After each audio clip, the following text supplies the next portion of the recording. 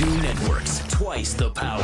The Factor is about straight talk and challenging conventional wisdom. We dig deeper to get the truth behind the headlines and follow the money. What I'm talking about is getting to the heart of the problem and its impact on you. Whether it's politicians padding their wallets or outrageous legislation stealing from yours, we protect the viewer and we help protect your money. Oh, one more thing. There's no spin. Fox News, the power to inform. Fox Business, the power to prosper.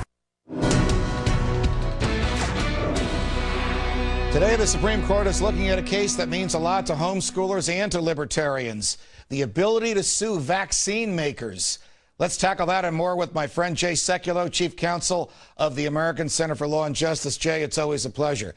So what business, Judge. Thank you, what business is it of the federal government to say to people whose children have been injured by a vaccine that the government forced them to take, a vaccine that the parents didn't want them to take in the first place, you can't sue because over this injury to your child because we decided that the vaccine was safe? You know, the irony of this, as you pointed it out, you look at a lot of people, there are a lot of people that are opposed to vaccines in principle, and sometimes it's on moral or religious grounds, other times it's just on scientific evidence. But the idea that the government would compel you to take a particular medication or vaccine and then say when you have adverse reactions to it, oh, by the way, you don't get to sue under a typical products liability claim, is ridiculous. The problem is that Congress writes these statutes without thinking that the consequences of this really do have constitutional significance. Now, I've been talking, back, you know, I've been talking the whole show about this thing called Potomac fever. Libertarians and people that believe in the free market and believe in the Constitution get to Washington and something happens to them. This law was signed in 1986. Who was the liberal president that signed this in 1986? Yeah, the great Ronald Reagan. The great Ronald Reagan. The great Ronald Reagan. Sometimes you don't get everything right. I mean, look, this thing. I remember when this was first debated, Judge. It was a long time ago, but I remember when this was first debated. And the very issues you've raised about Potomac fever are the issues that we were thinking of.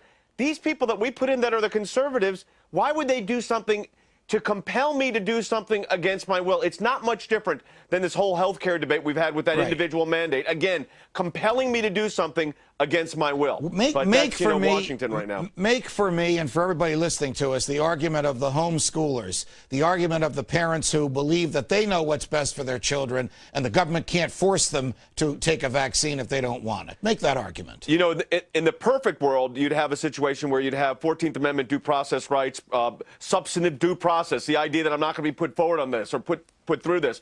Then you could look at even searches and seizures and those kind of issues. I mean, Fifth Amendment rights can come in, the right to be left alone.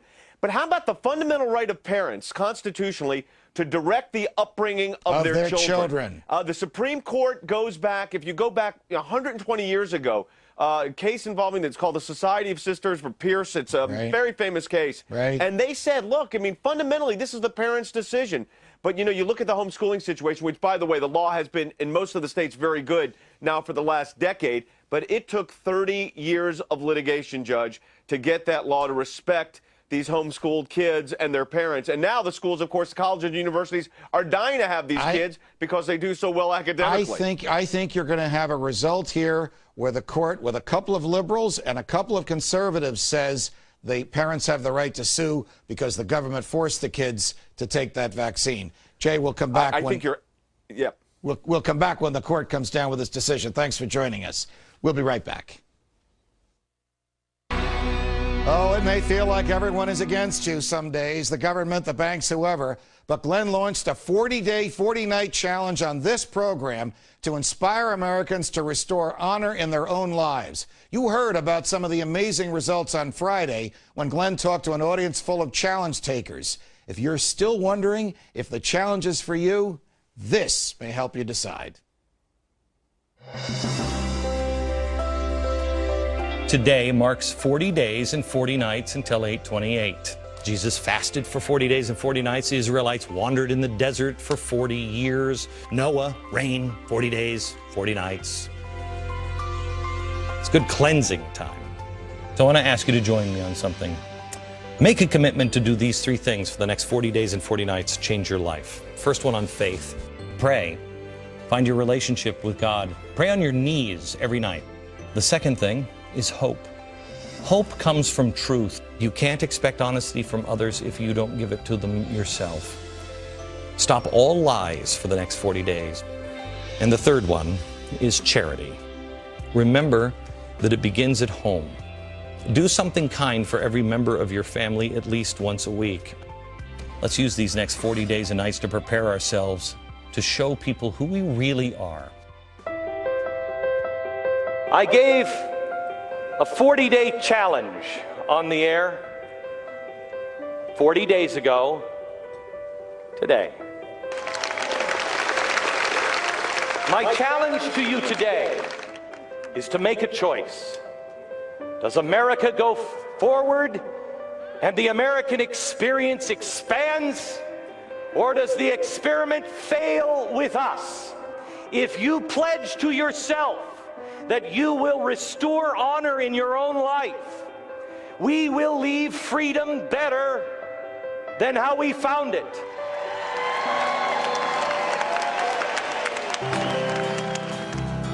Dear Glenn, charity is something I need more of, and the 40-day challenge has been a good wake-up call to me. By no small miracle, I found myself in attendance at 828. Me, just a guy from Montana with a wife and 3 kids. I could have floated off the National Mall that day. On that day, I started my 40-day challenge to get myself back where I need to be in my life. Brian Wilson, Corvallis, Montana.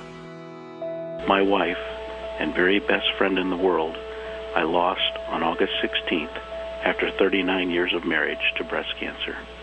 I laid her to rest on the 27th, and your challenge gave me hope and focus, and God's love was there to catch me during my time of great sadness. I was able to challenge my sadness into hope by being on a bus the evening of the 27th and on the mall thanking God for what He was doing. I want to thank you, a voice crying in the wilderness for me. Bill Fairweather, Columbus, Ohio. Since I've taken this challenge, I actually do find myself praying more. I pray for our troops and I pray for people in Washington to do the right thing. Faith, hope, and charity, I think it's basically made me a better man. My name is Alton R. Brown. I live in St. Petersburg, Florida. I'm an ex-Marine. I remember taking an oath in front of Old Glory to give my life for this nation. And it's breaking my heart to see my nation basically going down the tubes. So I'm ready to serve my nation again in whatever capacity. One man can change the world. That man or woman is you. You make the difference.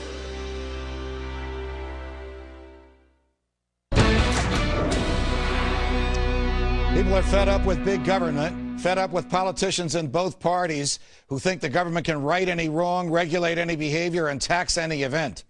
Look at the mess big government has brought us. We are mired in a war in Afghanistan that is eerily reminiscent of the American disaster in Vietnam.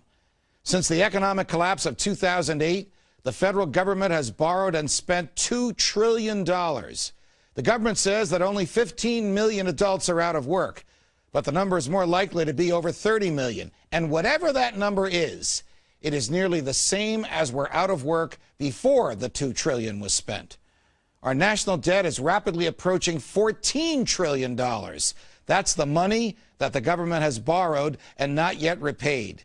And there is no end in sight and no plan as to how to pay it back. The Speaker of the House of Representatives said we need to give out more food stamps and more welfare because they're a good deal for the people who get them. And the President has been campaigning for Democrats all over the country. And his argument has been this: things could have been worse. Is it any wonder that many of the Democrats for whom he has been campaigning don't even want to be seen with him? What's wrong with the government today? Does the government tell the truth? No. Does the government break its own laws? Yes. Does the government write laws to keep itself in power? Of course it does. What we are witnessing today in America is the slow disintegration of the pillars of freedom. Can anyone seriously claim that Congress follows the Constitution? Can anyone seriously claim that the feds can cure a problem caused by too much borrowing and spending with more borrowing and spending? Is there any among us who thinks that the government would not hesitate for a moment to take our lives, our liberty, and our property without due process if it hated or feared us. We are halfway to socialism, and if we don't turn around this November, it will soon be upon us. We all know how horrible socialism is. The government owns the property, tells you what part is yours, puts you to work for it, and decides what you earn. And this is no joke and no exaggeration. Already, 47%, nearly half of Americans, receive their money from the government. Let me take that back. They receive their money from the remaining 53% of the taxpayers because the government takes that money from them and gives it away. And soon the government will tell them, those who receive it, how to spend it. Would you let a crook take your money and give it away? Would you let your neighbors take your money and give it away? Why do we let the government take our money and give it away? And think about this. After socialist governments take your money, they take your freedom. And no socialist government in history has ever respected the rights of its opponents. Just last week, a mere 15 minutes from where I am now sitting, a federal judge told the federal government it could not introduce evidence in a criminal trial that had been obtained under torture. Such an issue was unthinkable in an American courtroom 10 years ago. The people who have brought us this misery must be removed from office. However you vote in November, send those people home. From New York, defending freedom. Good night, America.